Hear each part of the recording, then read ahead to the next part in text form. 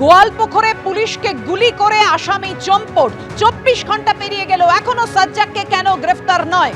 এই নিয়ে আমরা কথা বলবো। আমাদের সঙ্গে রয়েছেন আমাদের প্রতিনিধি আবির দত্ত। অন্যদিকে আপনারা জানেন, গোয়ালপুকুরের 24 ঘন্টা কাটতে না কাটতেই দমকলের ঘটনা, আবারও আক্রান্ত পুলিশ, আবারও এক আসামি ছিনতাইয়ের ঘটনা, যেখানে তৃণমূলেরও যোগ রয়েছে বলে জানা যাচ্ছে। সে বিষয়ে আমরা জানবো। আমাদের সঙ্গে রয়েছেন আমাদের প্রতিনিধি রাজীব চৌধুরী। কিন্তু প্রথমেই যাব আবিরের কাছে। আবির, দেখো অনেকগুলো প্রশ্ন, কোথায় নজরদারি, কোথায় আসামির কাছে কিভাবে এই অস্ত্র এলো, সে প্রশ্ন যেমন উঠছে, তার থেকে তো বড় প্রশ্ন যে 24 ঘন্টা কেটে গেল, 2018 খুনের মামলার আসামি সাজ্জাক, তাকে এখনো গ্রেফতার করতে পারলো না পুলিশ। একেবারে এখনো পর্যন্ত তার নাগাল পাওয়া যায়নি। এবং তার থেকে বড় কথা হচ্ছে যে সাজাপ্রাপ্ত এক আসামি আব্দুল হোসেন, সেই সাজাপ্রাপ্ত আসামি সাজা শেষ হয়ে যাবার পর তাকে নির্দেশ ছিল যে পুশব্যাক অর্থাৎ বাংলাদেশে যাতে তাকে পাঠিয়ে দেওয়া হয়। তাহলে কি সে বাংলাদেশে যায়নি বা বাংলাদেশে কি আবার ফিরে এসছে?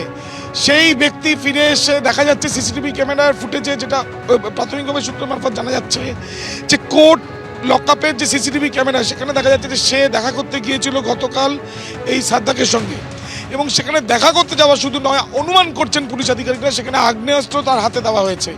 এরপরেই চাদরে লুকিয়ে সেই আগ্নেয়াস্ত্র রেখে দিয়েছিল সাজ্জাক। এবং তার সঙ্গে সঙ্গে যে রাস্তার উপরে আমরা দাঁড়িয়ে আছি, NH 31, এখানেই গতকাল ঠিক 4:30 সময় প্রায় 5 থেকে 10 মিনিটের মতন গাড়ি এসে দাঁড়ায়। এবং তারপর সম্পূর্ণভাবে যেমন পরিকল্পনা করা হয়েছিল সেই অনুযায়ী শৌচালয়ে যাবার নাম করে নেবে গুলি চালানো। কিন্তু এই গুলি কি শুধু একমাত্র সাজ্জাকই চালিয়েছে? এখনো পর্যন্ত মনে করছে পুলিশ তাই। পিছন থেকে ফলো করছিল আব্দুল হোসেন, এই সম্ভাবনা উড়িয়ে দেওয়া যাচ্ছে না।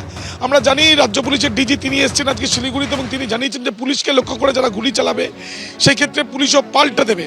ইতিমধ্যে তোমায় দেখাচ্ছি, আমরা দেখতে পাচ্ছি যে উচ্চতর আধিকারিকরা পুলিশের তারা অপেক্ষা করছেন। আর কিছুক্ষণের মধ্যেই রাজ্য পুলিশের ডিজি রাজীব কুমার এবং IG ল অ্যান্ড অর্ডার তিনিও আসবেন, ADG ল অ্যান্ড অর্ডার তিনিও আসবেন।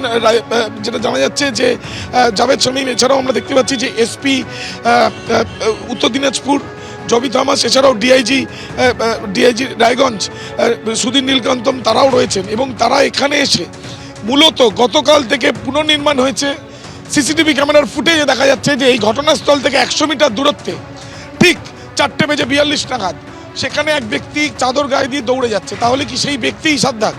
এবং তাকে ফলো করছিল আরও একজন ব্যক্তি যাকে পুরস্কার ঘোষণা করা হয়েছে যার নামে, সেই ব্যক্তিও কি তাকে ফলো করছিল? বলতে বলতেই সন্দীপকে বলবো দেখানোর জন্য, ইতিমধ্যে পুলিশের বিশাল কনভয় এগিয়ে আসছে। এবং এই যে পুলিশের বিশাল কনভয় এগিয়ে আসছে, সেখানে যেটা মনে করা হচ্ছে যে রাজ্য পুলিশের ডিজি রাজীব কুমার তিনি ঘটনাস্থল পরিদর্শনের জন্য আসছেন। এর আগে শিলিগুড়িতে পুলিশ কমিশনারেটের অফিসে তিনি যান এবং সেখানেও কথা বলেছেন। এবং তার সঙ্গে সঙ্গে পুলিশের উচ্চতর আধিকারিকরা উত্তরবঙ্গের যারা এই অঞ্চলের দায়িত্বে রয়েছেন, আমরা দেখতে পাচ্ছি যে রাজীব কুমার এসে পৌঁছেছেন, ডিজিকে আমরা দেখতে পাচ্ছি যে তিনি এসে পৌঁছেছেন। এবং জাভেদ শামীমকেও আমরা দেখতে পাচ্ছি, তারা এসছেন ঘটনাস্থল পরিদর্শন করার জন্য। এবং এই যে ঘটনায় সেখানে যে অভিযুক্ত পলাতক বা এই যে জেলের যে বন্দি, সেই বন্দি যেভাবে পুলিশকে গুলি চালিয়ে এখান থেকে ফেরার হয়ে যায়, সেই ক্ষেত্রে পুলিশের কনফিডেন্স বিল্ডিং এবং পুলিশের যারা কর্মীরা তাদের মনোবল বাড়াতে কিন্তু উদ্যোগী হয়েছে ইতিমধ্যে পুলিশ। এবং দেখা যাচ্ছে যে তাদের তরফ থেকে ঘটনা কি ঘটেছে সেটা নিশ্চিতভাবে দেখার জন্য ইতিমধ্যে যিনি ডিআইজি সুধীর নীলকান্তন, তার সঙ্গে রাজীব কুমার কথা বলছেন। সঙ্গে আমরা দেখতে পাচ্ছি IG নর্থ বেঙ্গল তিনিও রয়েছেন, রাজেশ কুমার যাদব, এবং SPও রয়েছেন উত্তর দিনাজপুর ইসলামপুর পুলিশ ডিস্ট্রিক্টের। এবং এই যে ঘটনাস্থল, সেই ঘটনাস্থল খতিয়ে দেখা হচ্ছে ডিজির তরফ থেকে। এবং আমরা দেখতে পাচ্ছি যে আজকে প্রথমে তার বক্তব্য তিনি দিয়েছিলেন শিলিগুড়িতে, এবং সেখানে তিনি জানিয়েছেন যে পুলিশের ওপরে গুলি চালানো হলে পাল্টা পুলিশও বেশি গুলি চালাবে। এবং অন্যদিকে কোন জায়গাতে পুলিশকর্মী গুলিবিদ্ধ হয় এবং কোন জায়গা থেকে এই যে অভিযুক্ত সাজ্জাক সে পালিয়ে যায়, এই বিষয়গুলো দেখার জন্য পাশেই আন্ডার কনস্ট্রাকশন বিল্ডিং, সেই বিল্ডিংয়ের একটি অফিস রয়েছে। সেই অফিসের এখান থেকে ডিআইজি দেখিয়ে দিচ্ছেন যে কোন জায়গায় পুলিশকর্মী পড়েছিল এবং কোন জায়গা থেকে পুলিশকর্মীকে উদ্ধার করা হয়। এবং এই সমস্ত বিষয়ে সরজমিনে খতিয়ে দেখার জন্য রাজ্য পুলিশের ডিজিকে আমরা দেখতে পাচ্ছি, সঙ্গে আমরা দেখতে পাচ্ছি যে অন্যান্য উচ্চতর আধিকারিকরা পুলিশের তারাও উপস্থিত রয়েছে। একদমই আবির, তুমি আমাদের সঙ্গে থাকো।